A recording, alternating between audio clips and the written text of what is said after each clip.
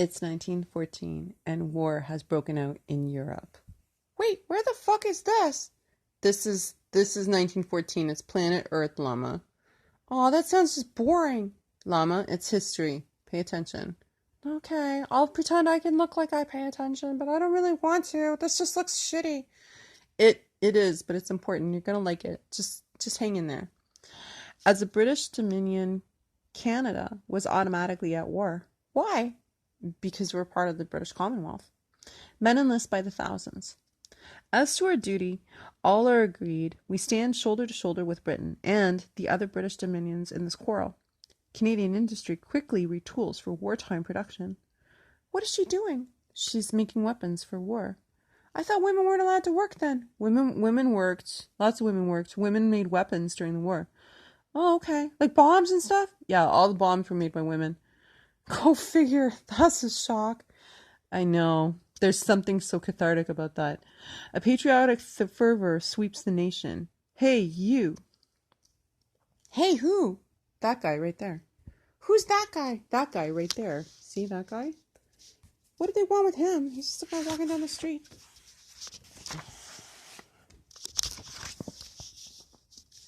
Where are you from? Galatia. Planet Earth. In the streets of Toronto, a man is stopped by the police. Come with us. Jesus Christ, he's got some bread. Are they arresting him for bread? This time looks like it sucked. It does look like it sucked. I'm glad I didn't live during this time. You just sound like spoiled brat. Jesus Christ. Are they freaking... They got bayonets on him. They're putting him on a streetcar. Holy shit. Clonkety clonk. What's going on, buddy? He's going for a ride. The police told me I had been stopped because I looked suspicious. Yeah, he looks real suspicious with his fucking groceries there, looking like a normal person, dowdy clothes. Mama, this was nonsense. But under the law, they had a right to arrest and detain anyone with Austro-Hungarian passport because of the war. I came to Canada because the government promised prosperity for migrants, but now they were arresting us and calling us enemy aliens even though we were loyal to Canada. I later learned that 8,597 people were interned in 24 internment camps and receiving stations across the country.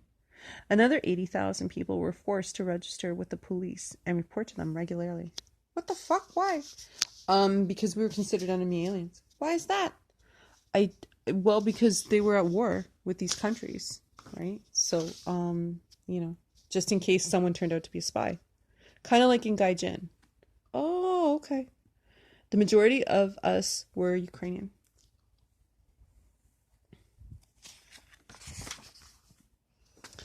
They brought us to Stanley Barracks. Oh, that shit just looks cold, man. Yeah, it probably was. Give your name and place of birth, age, duration of residence in Canada. My name is John Boychuk. I was born in Krzysztof, Galicia. I am 22 years old.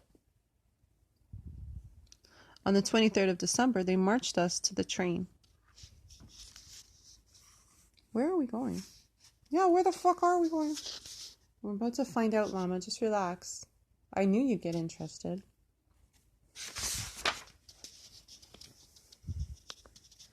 What the hell is that? That's Ontario. What planet is Ontario on? It's on Earth. I know it's hard to believe. That looks like hell. It is hell. That's where we're from. Jesus Christ. On Christmas Day, we arrived at Kapuskasing they called McPherson Station. The soldiers took us to the boxcars because no barracks had been built yet. Is that a boxcar? That's a boxcar. Why are they going in the boxcar? Each card held 16 men. I don't remember much from that first night, except that it was minus 20 outside, and we were very cold. The next day, we found out from the soldiers that some men had arrived before us.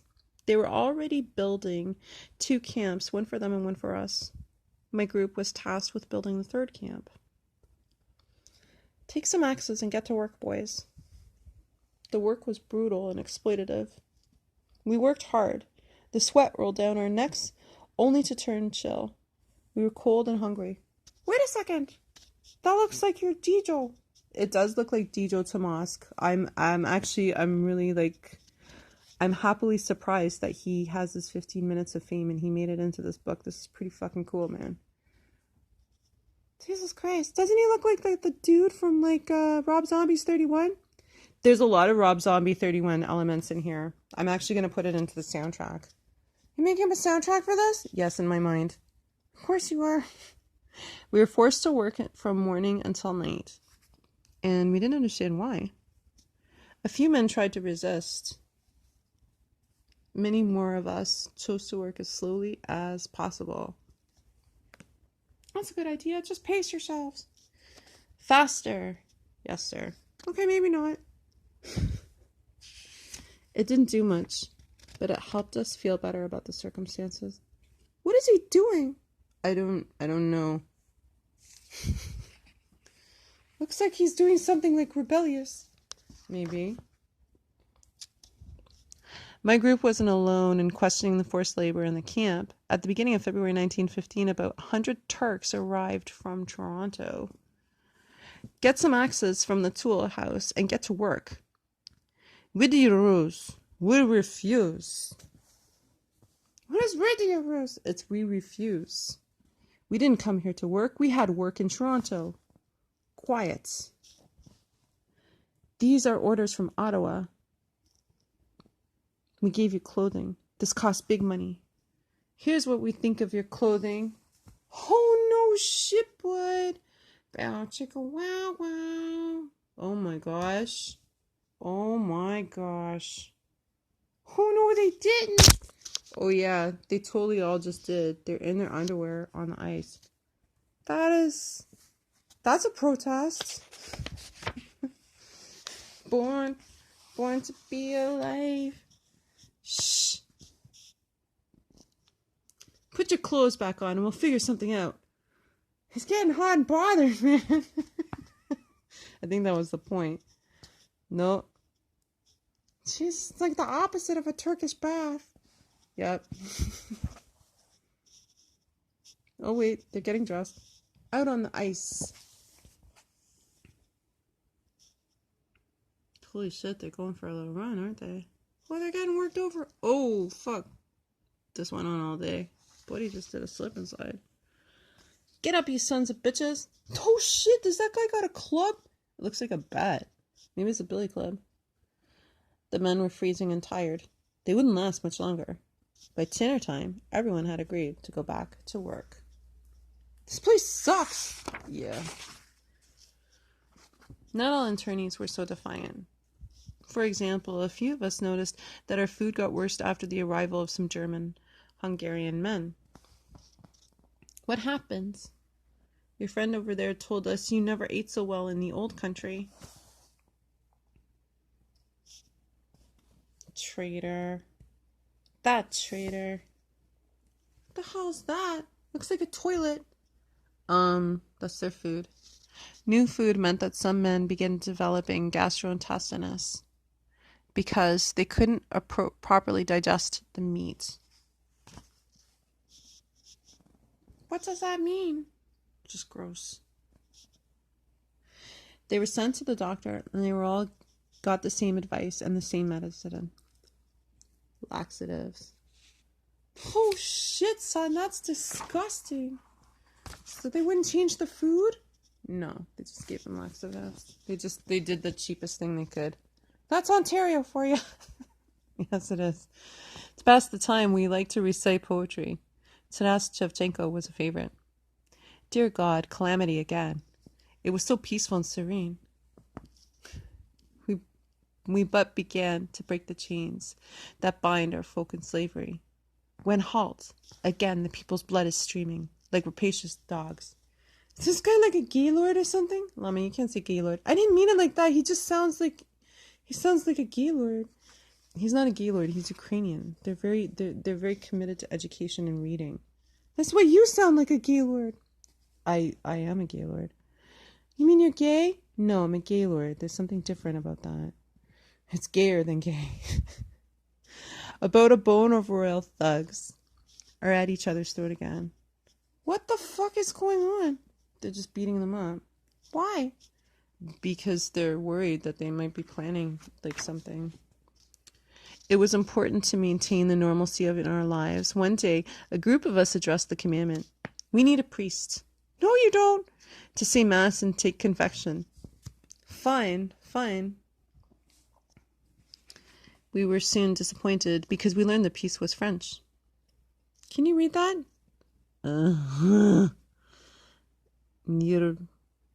Forget it. I'm not even going to try. Can you read the French? Quoi? What does that mean? What? We want a priest who speaks Ukrainian. A few weeks later, a Ukrainian priest came. We were especially happy because this was a few weeks before Easter. Yay, Easter!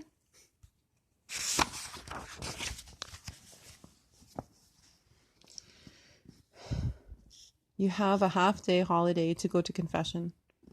A Catholic? The Orthodox among us were disappointed once again because this priest was Catholic. Why bother going? Others took advantage of the situation. I'll still take the holiday. May God forgive me. Word that some Orthodox were taking the day off spread. Catholics only. So the officers declared that only Catholics could see the priest. I became a non-believer when I found out that the priest was reporting the Orthodox men who met with him. We vowed not to visit the priest anymore. Not to visit any more priests. I wouldn't visit anymore either. When another priest arrived in May, we simply didn't trust him. No one went to see him. Snitch. Is this why your family was atheist? This is why my family was atheist. I didn't see the priest there again. They ran him out of the work camp. They just stopped seeing him. They just stopped paying attention to him, so there was no use for him. Because they're cheap. They don't want to pay him if he's not going to work. Our collective discord had little effect. The work continued at full speed. The barracks were growing like mushrooms after the rain. Like a fungus. Military barracks they were building grew like a fungus. By the end of May, there were 11 barracks at the hospital, 3 barracks for the soldiers, and a modern building for the officers, and a barn. New prisoners were brought to the camp frequently. There were even some from the United States who had been pulled off the trains going through Niagara Falls. Are you shitting me? Someone fucking ratted them out here? They ratted them out everywhere. Canada had no right to arrest these people, but that's how it was. Among them were Poles, Croatians, and Ukrainians. These internees wrote letters to Washington and Ottawa, but their pleas were ignored. I was arrested without reason. When I got here, they only fed me bread and water.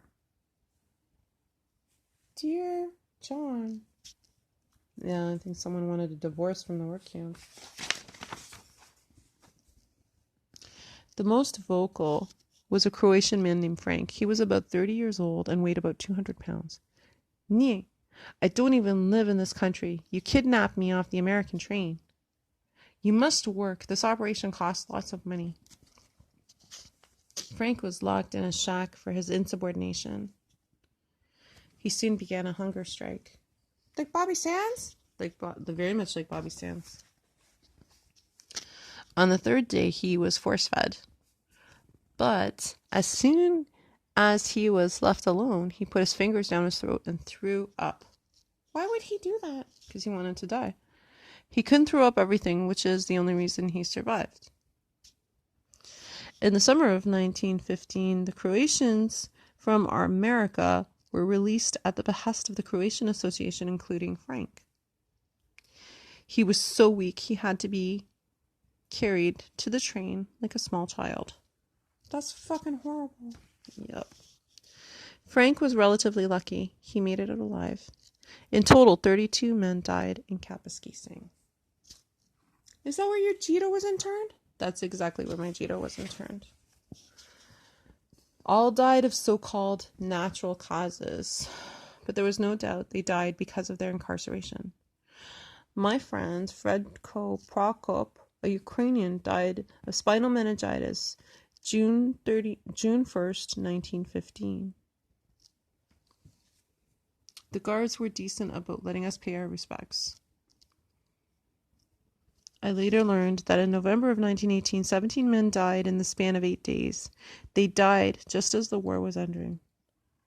They almost made it out. That's fucking disgusting. Yep.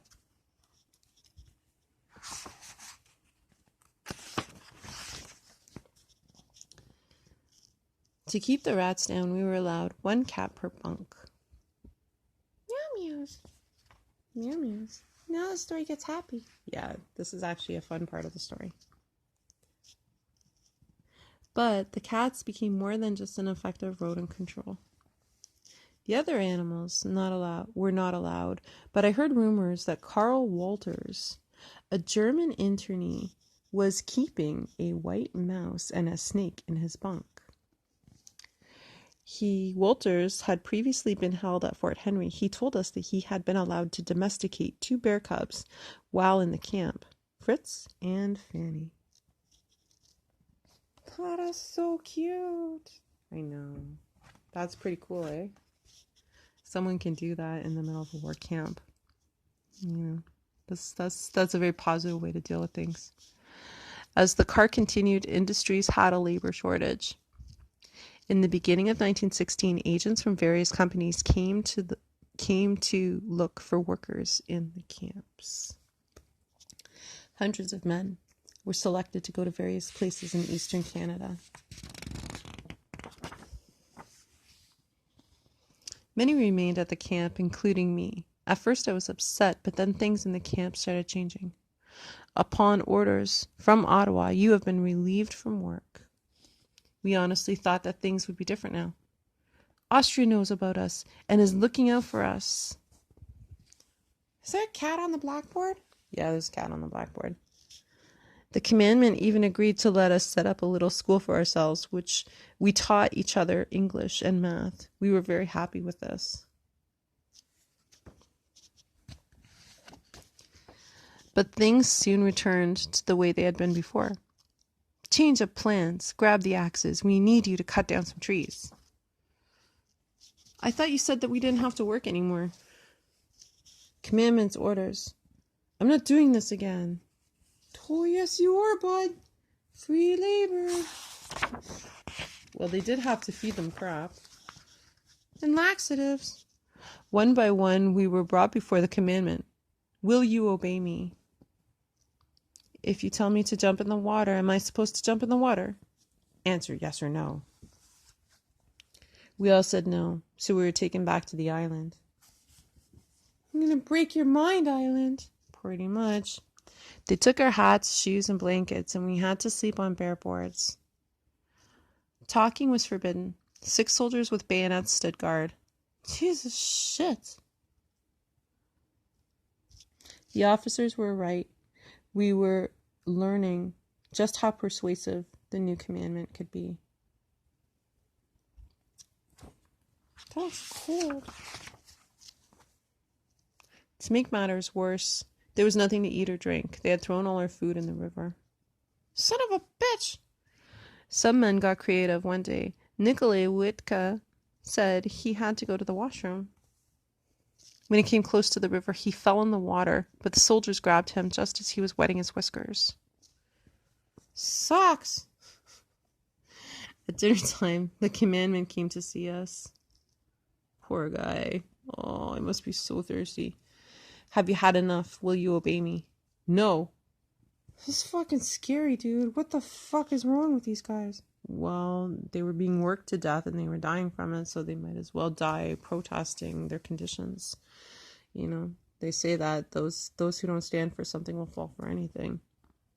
There was no dinner or water that night.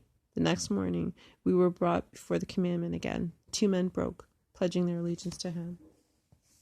I actually don't blame them. I don't either. I would have caved. By lunch, another 5 have caved. By dinner, there were only 2 of us left. The cook, who had been held with us on the island, understood our pain. He fed us soup through the crack in the wall. Hang in there, buds. He's still enabling them. It's kind of funny. He got away with this for 2 days before getting caught. Are you fucking serious? He drank soup through the wall? Why not? What else are you gonna do on our camp? Eventually, even I had no choice but to give in. Will you obey me? Yes. There were still other barracks who had to go before the commandment. The men in the next barrack were also sent to the island. By the 4th day, men were fainting from starvation and had to be given pills to regain consciousness. By the 5th day, there was no way out. The men returned to the camp defeated, but were happy to be eating. Knowing that dealing with every barrack in this way would take too long, the commandment came up with a more efficient system. Stand straight. Holy shit, is he beating him up with a gun? Yep. Men were lined up and told to stand at attention. Anyone who relaxed was prodded by the officers. By dinner, 2 barracks had given in. Will you be loyal to me? Yes, sir. The commandment continued to punish us by feeding us rotten meat. Is this where the Rob Zombie thing comes in? Well, I make the assumption because their friends went missing and they were really super cheap about things. That's disgusting. Yeah. This is for kids, and I'm telling it to adults who don't understand this or think they might understand. Eventually, we got tired of eating and started leaving the meat on the front steps of the barracks. Any complaint about the food boys? Of course, this irritated us, but they could not break our spirit. In fact, resistance in the camp only grew. That spring, 200 men arrived from camp in Petawawa. We learned that they had been moved because they had refused work on a religious holiday. We showed them. We must resist at every turn. Stay vigilant, boys. The men from Petawawa were gifted orators. Their message spread quickly throughout the camp.